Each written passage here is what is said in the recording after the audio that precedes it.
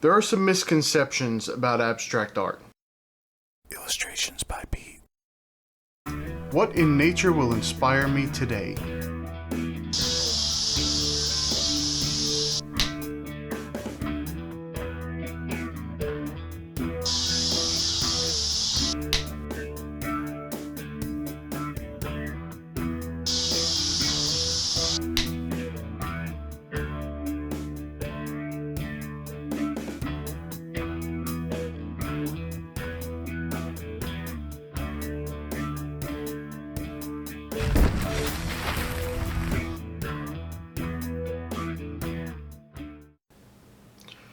Those are the dumbest bugs ever. There's a reason why they only live for like a week on the surface. They fly into things. Their eyes are on the front of their body. They're right in front. They get this, they can't stop themselves. They get this momentum. They just crash into everything. It's been a crazy summer. So there are a lot of misconceptions about abstract art, and I think they get all lumped together for just no reason at all. They're just, you think abstract art is one thing and someone else thinks it's something else. We're going to talk about this. I'm actually tired of hearing that about my art, that, oh, it's just this. I didn't just do that. So this is what was created. I don't know. People think that's how abstract art gets created. They just put paint on a canvas, or in this case, a board. And that's it. That's just how it happens. I'm selling it for $1 million. It's better than just the square. Did you see the one with just the square? It's better than that one. It's better than the invisible sculpture that was created. It's definitely better than that. It's not an invisible sculpture. It's not even invisible. You can see it. And stay tuned till the very end. A viewer, a very special viewer, has sent me something. It blew me away. It's beautiful. I want to show everybody this thing that they made for me. It's beautiful. You'll see. It's so intricate, and just the detail. It's the attention to detail. And all the little extras getting to the thing. The way it was wrapped, and it's something else. Okay, you ready to listen to me whine? Let's go. Okay, so before I get started, I do want to say this pattern, whatever this ends up being, it is stuck in my head. It's not original. I was looking at some roots when I did this, but I picked the root cluster that made it look like something that I was very familiar with, and I don't know why, because I've never seen anything like this before. I don't know. I had to have seen it somewhere. It must be someone else did some art that looks similar to this shape, and it just stuck in my head, so when I saw that root I was like, oh, I gotta draw this.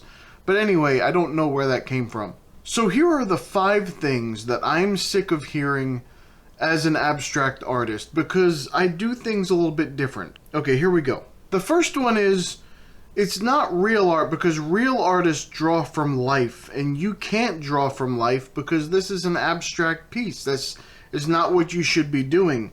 Now, 99% of all the artists I know, they draw from either photos or imaginations. Sometimes I do like to draw from life because it's fun, but that's not a prerequisite to being an artist.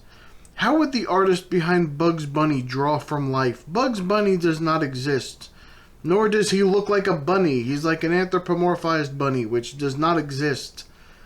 I think that's as far as I need to go with that example. You can draw things that don't exist. That's how every story gets told, every fantasy art piece gets made. Sometimes if you're drawing people, I can see how you draw from life, but really, when you draw a monster or you draw some kind of weird dark scenery, you're not drawing from life. You're just from imagination, or sometimes you're drawing from a photo. You have inspiration from a photo and you create something abstract from it. So don't give me that one. That's not a good answer. The next one is, abstract art isn't real art. But what's the definition of art? It's an expression. It's an application of human creative skill and imagination. It's typically visual, so such as a painting or a sculpture. and you're producing works to be appreciated primarily for their beauty or their emotional impact it has on you. Now, I know some people cringe when they hear emotional impact or something like that, or energy or anything like that. So even if we remove those words, we end up with a statement that basically says anything you create which people can appreciate and connect with. So that would mean abstract art is real art. It's the real thing. It's undeniable, unless you're an abstract art denier. Is that what you are? I'm not going to go down that road. Another thing I'm sick of hearing is, I don't understand it. And I get it. I will still be able to live tomorrow if you can't understand the art. It'll be, okay, listen, the way that I look at it is like this. If you don't get it, then move on. There's no problem. Maybe it's not your thing. People say that about photorealism. People say that about Renaissance paintings. I just don't get it. Then move on. It's not your thing. If you don't connect with it, just keep moving. I don't need to explain it to you. I don't need to make you like it. It's not for you. That's okay. But if it does grab your attention, if you do connect with it and it looks interesting, then that's all you need from it. Now, I know some people put a very deep meaning into, then they expect you to understand the deep meaning in their art. That's not me. I don't care what it means. It's art and it's there for my appreciation, which for me means it's interesting to look at. It's all I need. If it's interesting, it's good to me. Here's something else I hear. Abstract art is easy. You just throw paint on a page and call it art. Now, I disagree. For me, it's hard to create something that is really nothing and still have people appreciate it and connect with it. I think that it is actually harder than creating something that is recognizable, where people already appreciate the thing and they can connect with it easily. I will tell you from experience, I love falcons and hawks and raptors. I love them. So when I see any artwork depicting them, the person can be a noob like 5 minutes in and I already feel a connection with the art because it's something I recognize and I already have an appreciation for. How do I get someone to care about something that doesn't exist? It's much harder to do. So technically, yes, anyone can do abstract art, but it's harder to do well, and I find that it's hard to find an audience for it. I also want to point out that because it's so accessible and anyone can do it, that it may springboard people into art who would otherwise be so intimidated by it that they don't want to start trying to do something. It's very intimidating. Art is intimidating. If you're brand new, you've never created before, you're like, I can't draw that. I don't know. I don't want to do that. It's going to look bad. It's not going to look like a tree. It's not going to look like a bird or whatever. Listen, abstract art is an easy way to break into it and start to develop form and shape and texture. And that's important. I think that's good enough for me. Lastly, it's kind of like the second part to that answer. But when abstract art first started, some guy was flinging paint onto a canvas and said, it's not about what it looks like, it's about the energy and the motion you see in the paint. I disagree, and there was a gentleman on here, Uncle Noodles, he pointed out in another video, all art can be considered abstract because really it's how you're interpreting what you see. So even in photorealism, you're just putting your spin on what you see. But I will say that although there is a particular style of art called abstract, the art within varies greatly, and I don't like paint flung across a page. I like shapes and forms and details that make you take a second look and you say, wait, is that something? Wait, could that be something? It's a strange plant, or is it a creature? Is it a section of something close up that it could be part of a real thing? I like my art to have that form and texture, so it looks like it could be real even though it's not. Maybe it's from an alternate alien universe, but it's not real at all, but it could be. It's recognized, it could be maybe. But for some reason, your mind keeps trying to figure it out, so you keep staring at it. That's the kind of art that I like. That's the kind of abstract art I enjoy. And I'm not knocking other forms of abstract art, I just prefer this kind. And others prefer other forms, but not this kind. So this is what I enjoy. Don't lump me into other people's abstract art. You know, most people say that they don't like labels because they feel like it puts things into a box, but I wish abstract art had more labels. It would help me figure out if I want to spend my time looking at something or not. It bugs me when I look up abstract artists and I get excited to see their art and people are raving about it, and I find their art somewhere and start to look at it and it's squares of red paint on a canvas. That's not interesting to me. Or if they would have said, oh, this is geometric abstract art, then I would know immediately, okay, I don't want to waste my time with that. It's not what I'm into. I'm not saying there's anything wrong with it. If that's what you do, great. More power to you. You find an audience for it, you do it. But for me, it's not for me. So in the comments below, what I would like you to do is label what kind of art is this? What are you seeing right now? What is that thing that you're looking at? What is that? Because that's the kind of art that I do. I like it to look almost like it could be, but not really. It's not really a thing. It could have been a thing, but then you gave it lungs. Why would you give it lungs? Or why would you give it... This one has gills. This one has gills and weird openings on it. So why would you do that? It's not a root. Roots don't have gills. So why would you do that? So I don't know. Maybe, I don't know. You figure out what could this type of art... Is abstract drawing, line and wash. I don't know what it is. But there's definitely not just paint thrown on a page and then I do nothing with it. I like more detail, and the more detail the better. I want to struggle to figure out, what is that? Is that a crack? Or is that like a ripple? Is that a shadow part that because it's sunken in? Or is it something coming out of it? That's what I like to do when I look at that abstract drawing, that abstract painting. That's the kind of art that I like. So although that last thing wasn't... It was the second answer to the other. Don't worry about it. Those are the 5 things that I'm tired of hearing. And you know what? If I hear them from someone, it really doesn't matter. I really don't care that much.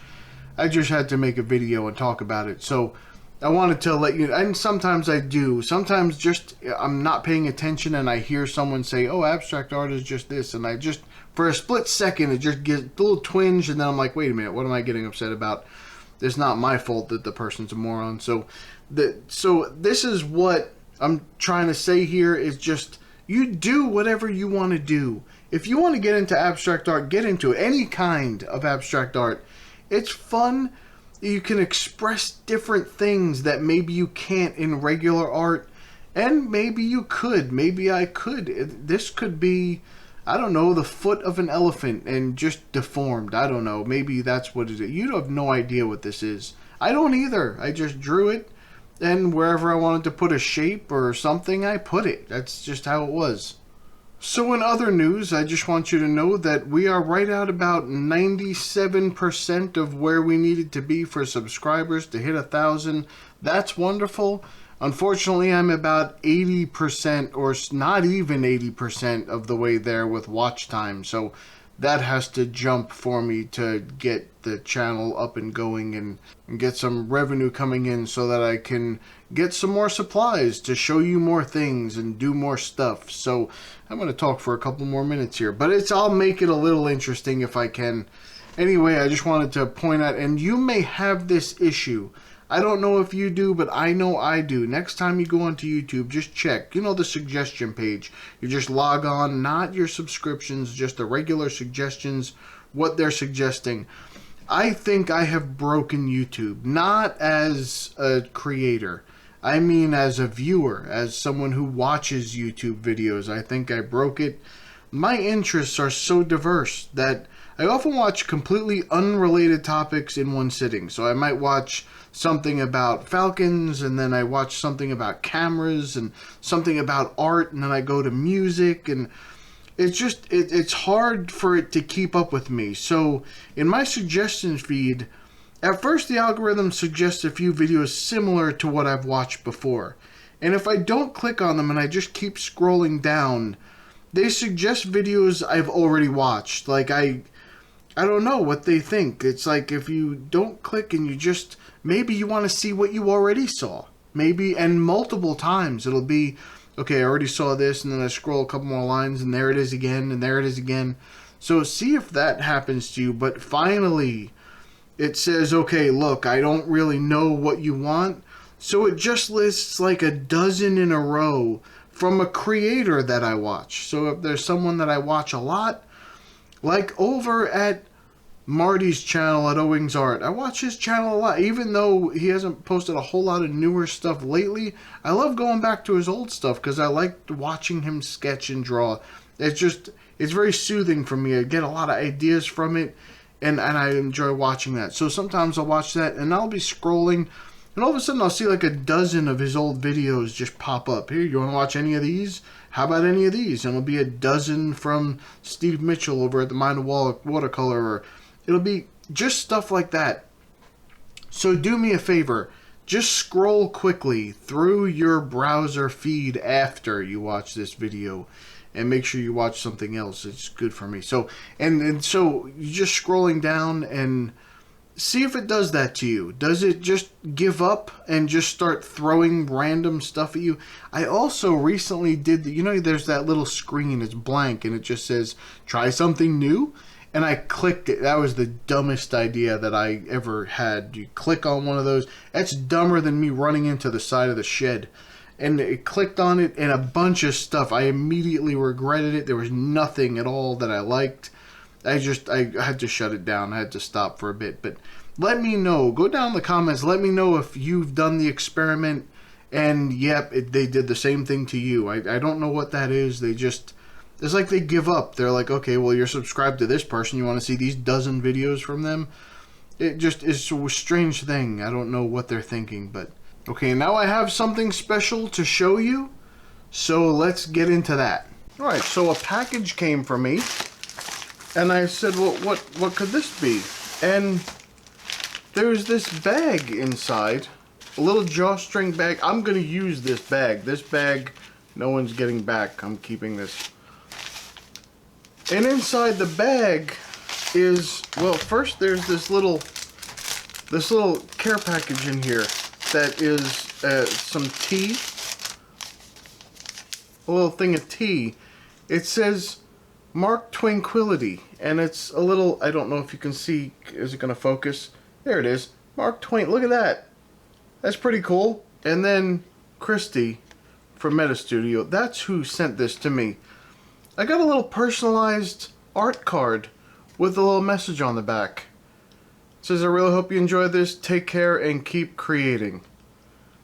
Just one of the nicest things I've ever gotten from anyone for no reason. I didn't ask. So then it came wrapped with the little seal. I think that's pretty cool. I like wax seals. I'm one of those weird people that likes old things. Reminds you of like anything from ancient Chinese stuff to ancient pirate stuff. They all have this right here. It's kind of like you getting a package that was from a very long time ago. So then I opened this up.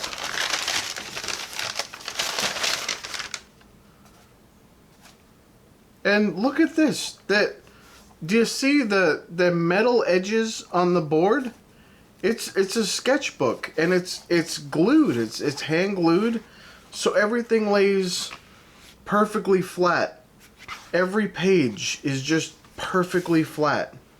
Look at that. That's beautiful. And the other thing, there's a little message in here too. Look at the paper on the back. It's got little embossment on it. It's just very nice. So it says design for Peter DeCarlo right on it.